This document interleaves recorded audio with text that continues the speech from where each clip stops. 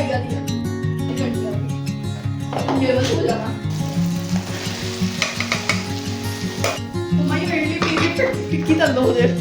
अस्सलाम वालेकुम, welcome again to my channel. Hopefully जी आप सभी ठीक ठाक होंगे, खैर के साथ होंगे। अल्लाह आप सबको खैर के साथ रखे, आमीन सुम्मा आमीन। तो जनाब अभी है मॉर्निंग का टाइम और आज ना इतनी अच्छी धूप निकली हुई थी ना। आजकल ये 2-3 दिन हो गए बहुत अच्छी अच्छी सी धूप निकल रही है। और जब इतनी अच्छी धूप निकल रही हो ना और थोड़ी थोड़ी ठंड भी हो तो धूप बहुत ही प्यारी लगती है और दिल करता है कि बस सुबह मशीन लगा लो, कपड़े भी साथ ही साथ धुल जाएं और जो है ना वो बंदा बैठे धूप में मज़े से कोई किन्नू मंगवाए खाए मूंगफली छील के खाए। तो ये वाली धूप बड़ी मज़े की लगती है। तो बाद में तो आपको पता है कि बस 1-1.5 महीना रह गया और मौसम फिर जो चेंज होना है रमज़ान के बाद और फिर जो एकदम जो फुल किस्म की गर्मी आती है ना लाहौर में, तो फिर तो बाहर निकलने का भी दिल नहीं चाहता कि आप अपने कमरे से भी बाहर पाँव रख लेना। तो जनाब जितनी देर ये मज़े की मीठी मीठी सी धूप निकल रही है ना, इसका अपना ही मज़ा है। और मैं कहती हूँ जो धूप में चारपाई बिछा के छत पे सोने का मज़ा है ना बहुत ही मज़ा आता है। लेकिन मैं यकीन करें कि एक ही दफ़ा शायद जो है अपनी छत पे जाके धूप में बैठी हूँ। घर के काम है ना ख़त्म होने का नाम ही नहीं लेते हैं। और दूसरा ये कि मेरे बच्चों के जनाब चल रहे हैं पेपर और मोस्टली बच्चों के जो है ना वो पेपर ही आ जाते हैं ये वाले मंथ्स में। और अल्लाह ताला जो है ना सारे बच्चों को कामयाब करे और अगली क्लासेस में जाएँ खैर खैरियत के साथ। तो मेरे भी बच्चों के जो है वो बस पेपर स्टार्ट हुए हुए हैं, जिसकी वजह से मुझे व्लॉग अपलोड करने में भी जो है ना वो टाइम लग गया है। और बच्चों को फिर पेपर की तैयारी जो होती है ना वो हर माँ की प्रेफरेंस होती है कि बच्चों को ज़रा पहले टाइम दिया जाए, उनके पेपर हैं तो उनकी स्टडी जो है ना वो फिर टाइम पे होनी चाहिए। तो हमारे घर में भी इसी तरह होता है। मैं ज़रा बच्चों के पीछे ज़्यादा लगी रहती हूँ और हस्बैंड जो है ना वो इतना ज़्यादा नहीं कंसर्न होते बच्चों की स्टडी को लेके और मेरा ज़रा ज़्यादा ध्यान होता है। तो ऐसा ही होता है कि हस्बैंड वाइफ में से एक ज़रा बंदा होता है ना वो ज़्यादा कंसर्न होता है लेके ना, दूसरा कहता है कि कोई बात नहीं। तो यहाँ मैं ना कपड़े वगैरह फैला के, इतनी मज़े की कोई धूप थी, कपड़े वगैरह मैंने कहा चलो फैला लेती हूँ। और आज मेरे हस्बैंड को भी छुट्टी थी, बच्चे भी अभी छुट्टी पे थे, उनका सुबह के जो है ना नेक्स्ट डेज पे पेपर आ रहे हैं। तो बस फिर मैं ही अभी यहाँ पर उठी हुई थी, मैंने कपड़े धोए और यहाँ मैंने डाइनिंग टेबल अच्छे से क्लीन किया। क्योंकि हेल्पर वैसे हमारा ये डाइनिंग टेबल तो क्लीन करके जाती है, लेकिन उस पे ना वो कपड़े की जैसे वो बुर सी आ जाती है जब साफ़ करने के बाद खुश्क होता है ना, तो फिर मुझे तसल्ली नहीं होती है और मैं दोबारा से फिर एक दफ़ा कपड़ा लगाती हूँ। और मुझे जो है ना वो चीज़ें अपनी जगह जगह पे रखने की पता नहीं क्या ऐसी एक बीमारी है मेरी दिमाग में, दिमागी बीमारी नहीं जिसे बोलते हैं हम लोग, कि अभी भी मैं यहाँ भी टेबल दुरुस्त कर रही हूँ और मुझे देख रही हूँ मैं कि ये कितनी टाइलों की लाइनों पे आ रहा है और ये किस सोफ़े के सामने सेट होना चाहिए, ये टिशू का डब्बा बीच में बिल्कुल ठीक पड़ा हुआ है कि नहीं, ये मुझे बहुत इशू है। और आप लोग मुझे बताना कि किस किस जो है ना वो बहनों को मेरी तरह वाला ये वाला इशू है कि जाते जाते जो है वो चीज़ का कोना भी दुरुस्त करना है। कोई चीज़ जो है वो पड़ी हुई बस बर्दाश्त नहीं होनी कि ये ख़राब क्यों हुई हुई है, उसको ठीक करते रहना है। मैं तो आते जाते जूते ठीक करती रहती हूँ, आते जाते जूता वो ख़राब पड़ा ना दोनों को पैर जोड़ जोड़ के पाँव से ठीक करती रहती हूँ। पता नहीं मुझे ये क्या इशू है। यकीन मानने कि मैंने ना अब अपना ये इशू ना रिजॉल्व करने की बड़ी कोशिश की है। मैं अब आंखें बंद करके गुजरती हूँ चीज़ों के पास से, पड़ी हुई है बिखरी हुई है तो मैं सोचती हूँ कोई बात नहीं है। पहले पहले मेरा माइंड बहुत डिस्टर्ब होता था, अब थोड़ा मैंने अपने ऊपर कंट्रोल किया है। लेकिन क्या करूँ, फिर कभी कभी इंसान होता है ना आदत से मजबूर, फितरत से मजबूर होकर दोबारा वही हरकतें शुरू कर देता है।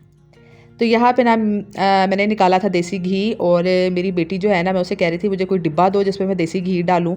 और मुझे ना बहुत ही ज़्यादा अरसा हो गया, बड़ा टाइम बाद, मेरा ख्याल है कोई मैंने 3-4 महीने हो गए मलाई जमा किए हुए और मैंने अब देसी घी निकाला है, फ्रीज़ हुई हुई थी। तो मेरी बेटी को ना ये स्टील के डोल नज़र आ गए, मुझे कहती ये स्टील के डोल में मम्मा निकालें। एक मेरे पास बड़े वाला है और एक ये ना मीडियम से साइज़ वाला है। तो ये मुझे उसने निकाल के दिया, ये आइडिया उसी का ही था। तो क्योंकि जो घी था ना थोड़ा सा मैंने गर्म किया था, रात का मैंने निकाला था ना, तो थोड़ा सा वो आपको पता है ठंड है तो जम गया था। तो प्लास्टिक वाले डब्बे में फिर मैं डाल नहीं रही थी, तो फिर मैंने ना ये स्टील के डोल में डाल दिया। तो अभी यहाँ पे मैं बनाने लगी हूँ नाश्ता और अंडों का खागीना बनाने लगी थी और साथ में ना मैं देसी घी के पराठे बनाने लगी थी। मैंने कहा आप निकाल लिया है तो उसको ख़त्म भी करें जल्दी जल्दी से। हमारे घर में तो देसी घी निकल आए ना तो बस ये चुटकियों में हफ्ते में 2 हफ्ते में ख़त्म हो जाता है, क्योंकि हम लोगों ने ना फिर हर चीज़ के ऊपर वही डाल के ना लगा के वो खाना होता है, क्योंकि उसकी खुशबू बहुत मज़े की लगती है। और बच्चों की भी फरमाइश होती है कि ब्रेड अंडा जो भी चीज़ बनाए ना आप हमें देसी घी में बना दें। तो पहले तो मेरा बिल्कुल दिल नहीं चाह रहा था, मैं सोच रही थी आज छुट्टी है तो नान चने का नाश्ता करते हैं बाहर से ना, वही वाले मंगवाते हैं। फिर मुझे जब मेरे जहन में आया कि रात को ये घी निकालना है ना, तो बस फिर मैं एक्टिव होगी थोड़ी सी, तो मैंने कहा चलो आज पराठे बनाते हैं घी लगा के। और साथ में ना ये मेरी बेटी का बड़ा दिल कर रहा था कि मैं भी कुकिंग करूँ ना, तो मैंने इसको सारी चीज़ें कटिंग करके दे दी थी, साथ में खड़ी हुई थी और ये मेरे से पूछ पूछ के डाल रही थी ना अंदर सारी चीज़ें, और साथ में कह रही थी कि मैं आपकी कितनी ज़्यादा हेल्प कर रही हूँ। यानी आप ये समझ लें कि उसकी माँ का जितना भी काम है ना किया वो सारा एक तरफ, और मेरी बेटी का फ्राई पैन में जो है ना वो चमचा हिलाना एक तरफ। चम्मच जो वो ला रही थी ना, उसने वो जो काम था ना वो मेरे सारे कामों पे भारी था माशाल्लाह। और यहाँ पे फिर मैं साथ साथ पराठे भी बना रही थी, और बड़े ही मज़े की खुशबू फैल जाती है पूरे किचन में। और पराठे भी देखे कितने ज़बरदस्त गोल्डन कलर आ रहा है। तो साथ में जो है ना वो मैंने बनाई थी चाय भी, और चाय जो है ना हम लोग सिर्फ सर्दियों में पीते हैं ना, तो फिर मैं स्पेशल बनाती हूँ, और सर्दियों में भी कभी कभी हम लोग पीते हैं। तो मैंने फिर इसके अंदर डाली इलायची, दालचीनी, क्योंकि कभी कभी पियो ना तो फिर दिल करता है थोड़ी स्पेशल सी करके बनाओ।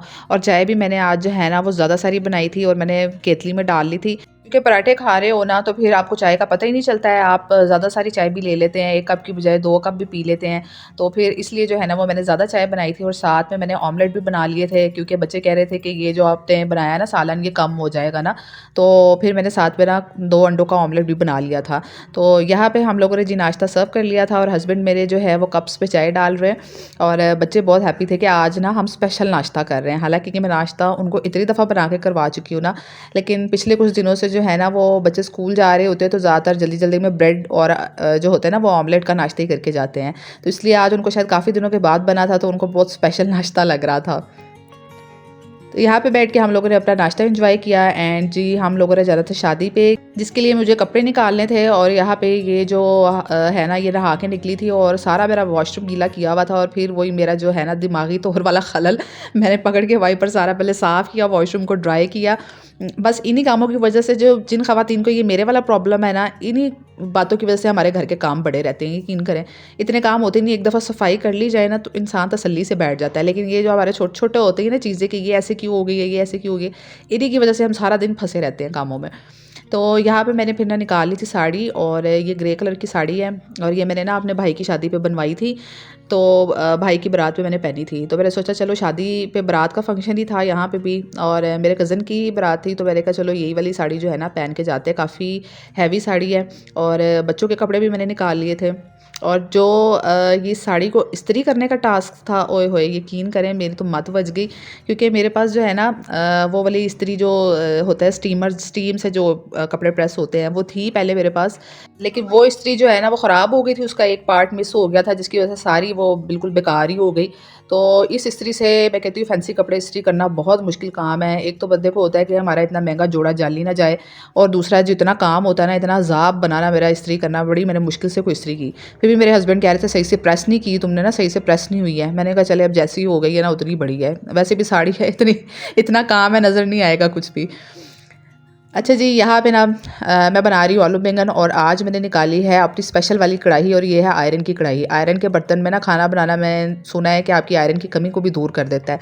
तो मैंने सोचा चलो आयरन की कढ़ाई में आज खाना बनाते हैं। तो मैंने इसको निकाला, अच्छे से मांज के मैंने इसको धोया। फिर मैंने इसको ना इसकी सीजनिंग की, क्योंकि जो आयरन के बर्तन है ना उनकी सीजनिंग की जाती है ना, तो इसको सीजनिंग करके मैंने अच्छे से रखा। फिर मैंने जी इसमें बनाने थे आज आलू बैंगन। एक आलू बैंगन बनाने के लिए मैंने देखे आज कितना वक्त किया ना, आयरन की कढ़ाई निकाल के मेरा ख्याल है मेरा कोई आधा घंटा तो इसी पे लग गया था।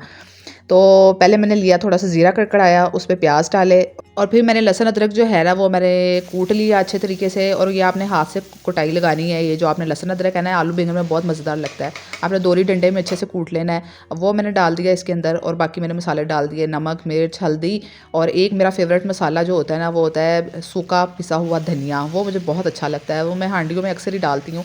तो वो मैंने इसके अंदर डाला है, और क्यूब्स में मैंने आलू बैंगन वगैरह डाले हैं, और टमाटर भी डाले हैं, वो आप लोगों ने देख ली है।